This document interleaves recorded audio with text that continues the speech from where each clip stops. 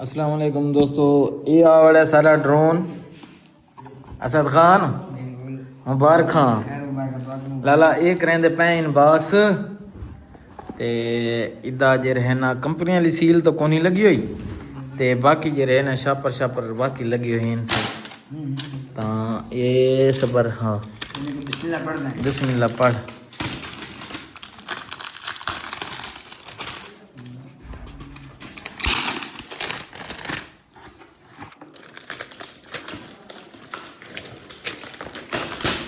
बिस्मिल्लाहिर्रहमानिर्रहीम।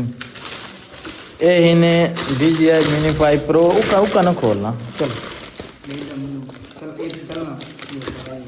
हाँ हाँ हाँ हाँ हाँ बिस्मिल्लाह जी बिस्मिल्लाह। थोड़ा थोड़ा मैला शैला दिस दे कि नहीं?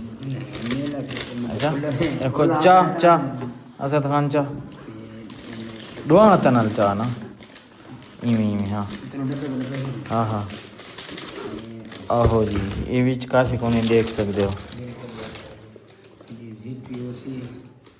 सबर तक कर देखन दे ओरिजिनल है कि नहीं।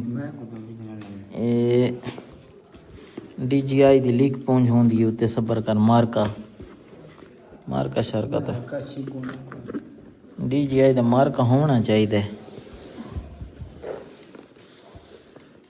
ये वधिया DJI के लिए ये DJI दी ओरिजिनल है ठीक है।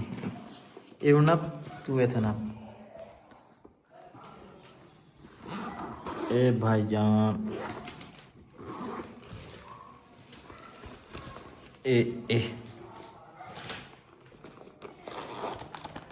ये सारा ड्रोन है।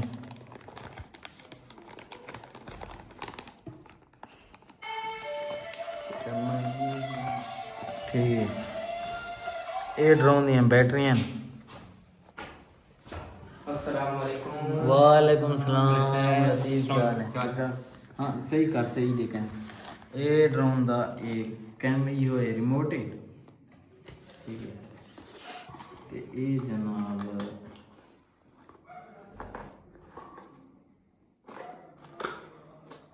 ये प्रोपेलर में ते नाल दे रहे हैं केबलों में ओके। ये छीन बाकी चाहते दुछी ठीक है। ये जनाब उदा आ गया ये आ गया दे वो लेंस डॉक्टर करें ना भी यार लाला सामान पूरे ठीक है। वीडियो बंद कर ये वीडियो बंद कर दो।